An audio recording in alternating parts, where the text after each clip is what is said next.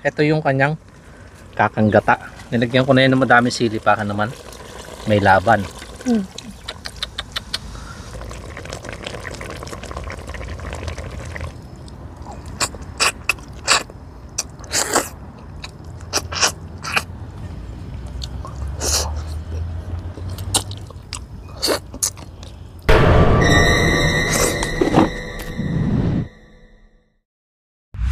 Isa na naman pong pagkain bukid ang aking ibabahagi ngayong araw. At ito nga ngayon mga kanayon, meron ako dito yung dalag.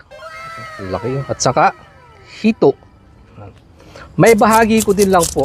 Bago ko linisan yung mga gantong isda at saka yung puyo, ayan, binababad ko muna siya ng 2 days or kahit overnight man lang para sa ganun malinis yung kanyang bituka at saka yung kanyang laman. At pagkatapos ko po siyang kaliskisan, mainam na pantanggal yung lansa, nilalamas ko siya sa asin at pagkatapos po nun ay binabanlawan ko naman sa lime o kaya lemon or kalamansi.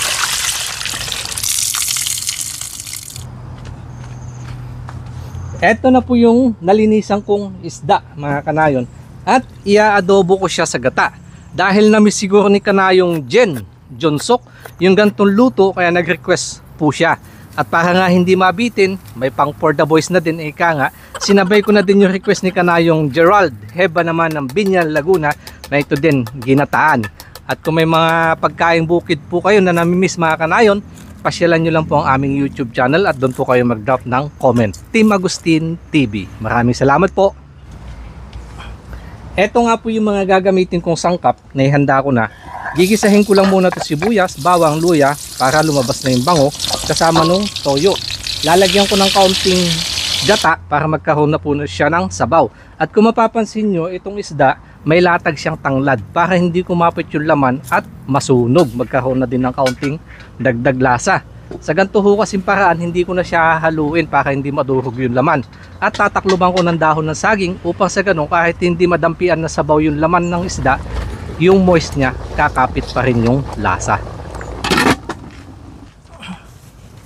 At may bahagi ko din lang po sa mga ganitong luto, dapat slow cooking lang siya. Hindi yung kailangang minamadali. At kay Boss John Edison Serrano, shout out. At ingat ka po lagi sa iyong panunood habang pauwi. Magmula sa iyong nag-iisang kanayon, God bless. Check natin yung ating pinapakuluang adobo sa gata. Yan. Yan po yung sinasabi ko. Pag natakloban siya nakulob, kahit hindi siya gaanong malubog ng sabaw, moist pa rin. At panghuli lang, ito yung kanyang kakanggata. Nilagyan ko na yan ng madaming sili para naman may laban. Sarap niyan. At papatuyuan ko lang po. A few moments later. Gutom na ako. Yan, pwede na yan. Sarap yan. At kahit ma-overcook ho yan, nakasalang lang dyan habang iniinin, hindi yan madudurog dahil hindi na kailangang halu-haluin.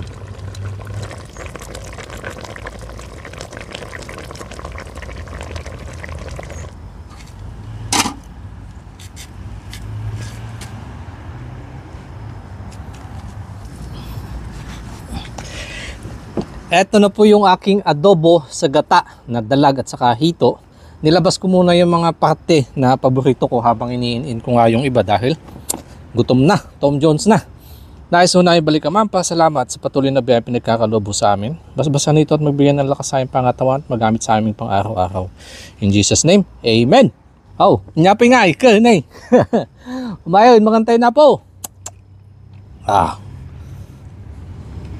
Yung gata niya, yan, hindi pa masyado. Pero mamaya yung mga huli-huli niyan, magmamantika pa yun.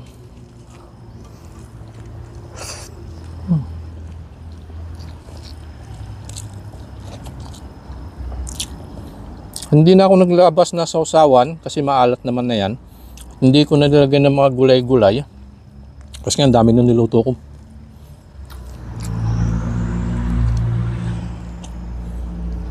Solve na dyan. Yung anghang at saka 1 kilo kasi yung piniga ko niyog dito kaya lapot talaga.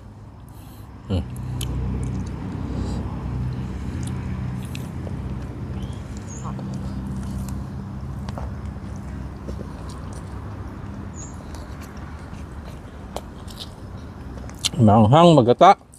At saka yung paglilinis natin kanina talagang labas ang kanyang lansa.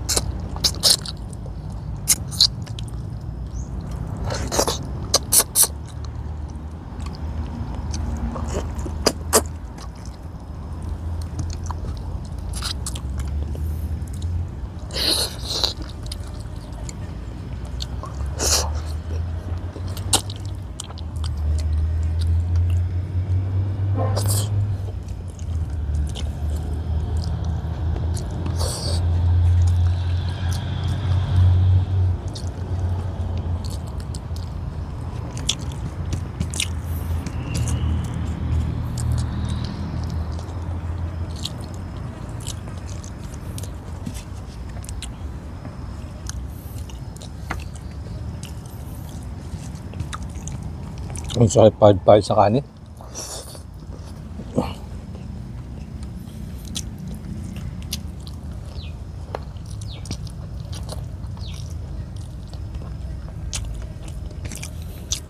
Tamis no sabaw. Saka tamis pa no mga isda. Kasi sa hiwa.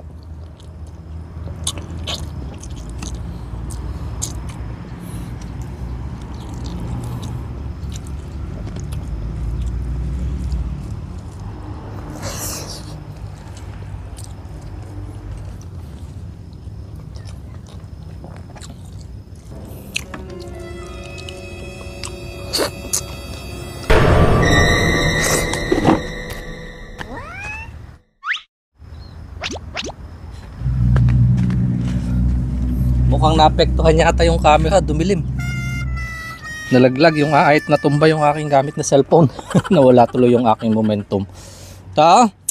Sa mga nag-aabang po ng code, may siyam na kayong naipon, yung pang 10, eto po ibibigay ko dito. At wag kong kakalimutan, i-comment nyo sa video na ito sa aming YouTube kung nanonood kayo sa aming Facebook page. At yung ating pang 10 code ay V82.